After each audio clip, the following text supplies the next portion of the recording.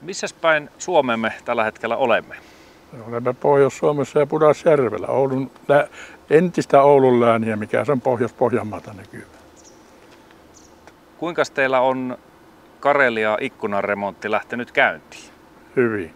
Ei ainakaan taloyhtiöstä ole kuulunut asukkaita mitään, että olisi ongelmia, eikä henkilökohtaisestikaan ole. Minusta on mennyt hyvin. Nyt tässä alkaa olla jo loppusuora tuossa. Kuinka Karelian myynti on onnistunut sitten työssään ja miltä ne tuotteet tällä hetkellä vaikuttaa? No, minusta on tämä edustajani oikein hyvin informoinut ja ollut yhteyksissä. Ja sitten ikkunoiden laadussa ei ainakaan mulla ole. Tämä nyt ei ole ensimmäinen kerta, kun mä edellisessä työssäni on ollut matkassa näissä ikkunoissa. Joutuu katsomaan, kun ikkunoita vaihdetaan ja niiden laatua, niin ei minusta ainakaan pitäisi olla näissä. Että hyvälaatuista on nämä tarvikkeet. Oliko teillä Karelian vahva kotimaisuus kuinka merkittävä tässä valintaprosessissa? No, meillä ei tietenkään sitä niin seurattu, mutta tiedossa oli, että kun kotimainen firma on, että näitä kun tarjouksia käytiin läpi. Että aina se on vahva kriteeri sekin. Voisitteko kuvata tätä taloyhtiötä, minkälainen kohde tämä onkaan?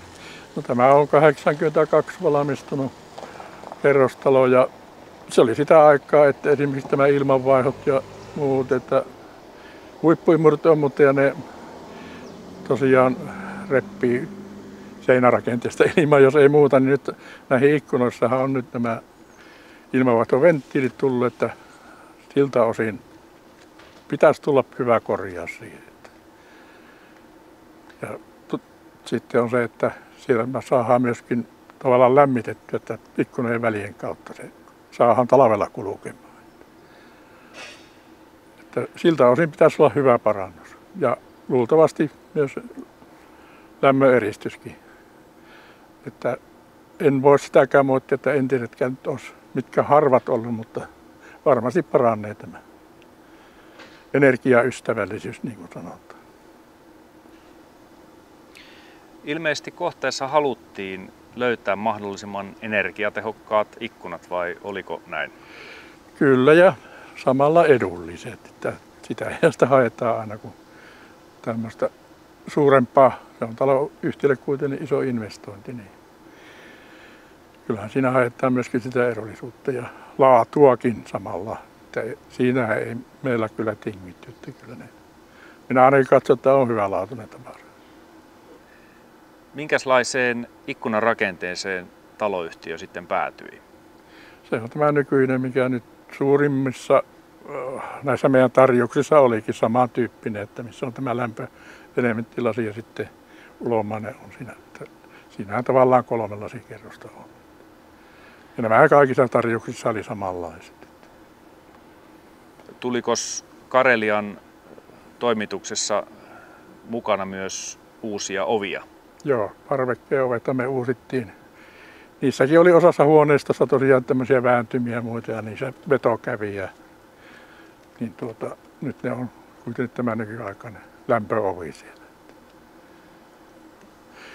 Joo, mehän valittiin tämä signaalilasi, josta tosiaan pääsee tämä GSM-verkko sisälle ja niin kuin allekirjoittaneellakin on sisällä on tosiaan mokkula, minkä kautta ja jos ei tämmöisiä, niin varmasti olisi tietokoneiden käyttö hiastunut melko paljon. Että nyt on ainakin siinä hyvä, että siellä on nyt kummallakin puolen taloa, niin on nämä signaali-antennit siellä ja varmasti auttaa siinä.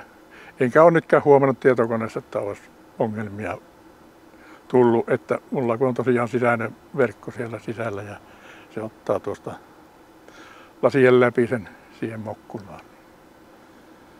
Sen kyllä huomaa, kun se alkaa hiastua. Joko olet huomannut sisäilman laadussa minkäänlaista eroa näin? Nyt on tietysti kesähellepäiviä ja muuta. Että onko No ei ole tosiaan vielä, että sehän talavihan se on, mikä näyttää sitten, että se ei tällä hetkellä niin näytä vielä suurta ossuutta, että sen huomaisi. Sen tietää, että kun ovesta kulkee, että se ei enää revi käytävältä. Sen huomaa, että sehän repii paljon kulkuoven kautta käytävältä ilmoja. Ja nyt saadaan asuntoihin raikas ja puhdas ilma tulemaan suoraan ikkunoiden raitisilmaventtiilien kautta. Joo. Kuinka taloyhtiössä asusteleva väki on ottanut uuden ikkunan vastaan ja kuinka remontti on noin prosessina muuten sujunut? Onko sulla siitä ajatuksia? Ei siitä ainakaan mulle isompia valituksia, kun hallituksen puheenjohtajana useasti tahtoo valittaa, mutta ei ole, ne on tyytyväisiä hän on tällä hetkellä, että meillä tämä ikkunaremontti tuli. Että siinä mielessä, että ainakin vielä on tyytyväisyyttä, katsotaan sitten jatkoa. Ja Karelian asennusryhmä on osoittautunut sujuvaksi. Joo, kyllä siellä poikilla hommat hoituu, että näkee, että eivät ole ensi kertaa asiaa.